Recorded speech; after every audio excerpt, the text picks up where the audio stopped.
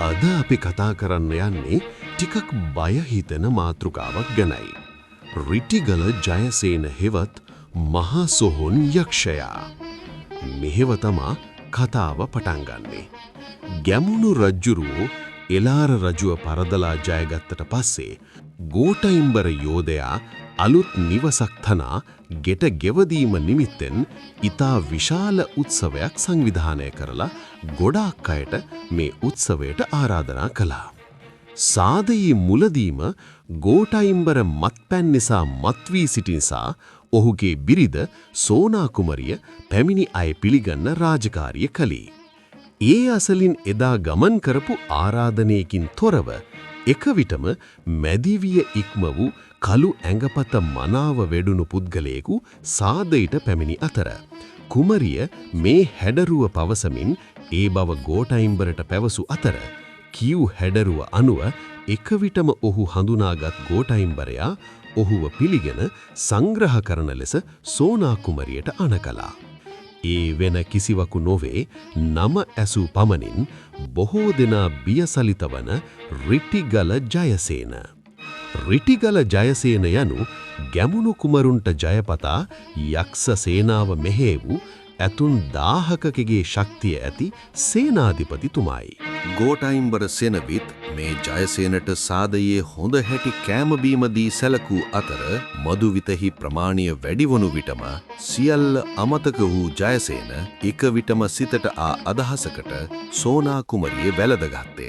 එකවරම මෙය දුටු ගෝඨයිම්බර සෙනවියාට තරු විසිවුණු අතර ජයසේනට අසැබ් වචනයෙන් බැනවදිමින් තම නිවසින් යන ලෙස තර්ජනය කරන ලදී. රිටිගල ජයසේන ඉතා ලැජ්ජාවට පත්වුණු අතර තරහත් සමගම ගෝඨයිම්බරයා තමාට කිසිම අභියෝගයක් නැති බවත් සතියකින් තම්මැන්නා සුසාන භූමියේදී හැකිනම් ද්වන්ද සටනකට එන ලෙසත් උත්සව සභාවේදීම ඉතා සැරවැරයෙන් කියා සිටි අතර ගෝඨයිම්බර සෙනවිත් බීමතින්ම ජයසේන තමාට කිසිදු අභියෝගයක් නොමැති බවත් කඩුවකින් නොව තමාගේ වම් පයේ සුලැගිල්ලෙන් ජයසේනගේ හිස ගසා දමන බවත් මහ හඩින් ජයසේනට තර්ජනය කළේය.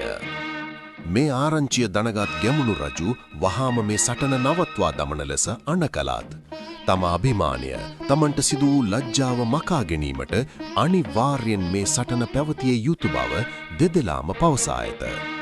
සටනට දිනය පැමිණි අතර සටනට පෙරදා හොඳින් මත්පැන් බී සටනදාත් දවල් වනතුරු නිදමින් සිටි ගෝඨයිම්බරයාට එක පාරම තම අභියෝග කළ සටන මතක් වූ අතර කෑම බීමද අමතකව ඇද සිටි සලුව තදින් ගැටගසා උතුරු සලුව හිසේ ජටාවක් ලෙස බැඳගෙන සොහොන් බිමට දිව යන්නට විය. ඒ වන විටත් රිටිගල ජයසේන ලෝහ සන්නායකයක් පැළඳ සිටිමින් මනාව සටනට සූදානම් වී සිටි අතර ඔහු 4 රියන් උස පුද්ගලයෙකු වූ අතර ගෝඨයිම්බරයා ඉන් හරියටම අඩක් උස විය.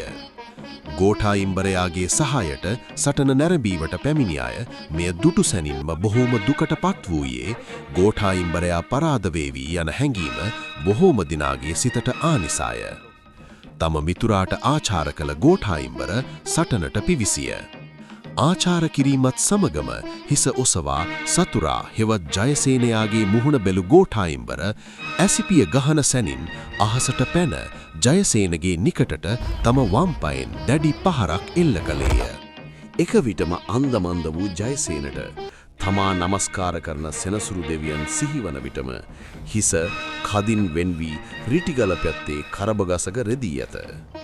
මෙය එක විටම දුටු දැනුන සෙනසුරු දෙවියන් කලබල වීම නිසා කල්යල් බලා මනාව වැඩ කරන සිරිතද අමතකව ගොස් වහා පැමිණ එවෙලිහි සොයාගත් වලසකුගේ හිසක් ගෙනවිත් ජයසේනයාගේ හිස නැති සිරුරට දිවි බේරා ගැනීම සඳහා සවි කරන ලදී. හැම විටම සිතා මතා වැඩ කරන සෙනසුරු දිව්‍යන්ට කලබලයට ජයසේනයාට වලස් හිස සවිකර ඇත්තේ මුහුණ පිටුපසට සිටින ලෙසය. එලෙස නැවත පණ ලැබූ ජයසේන එදා සිට රියන් 81ක් උස ඇස් 3ක් හා අත් 4ක් ඇති රතු ඇඳුමින්ද කළුපාට ශරීරයෙන් යුතුව යෝධ ඌරු වාහනයකින් ගමන් කරන මහ සෝන් යක්ෂයා බවට පත්විය.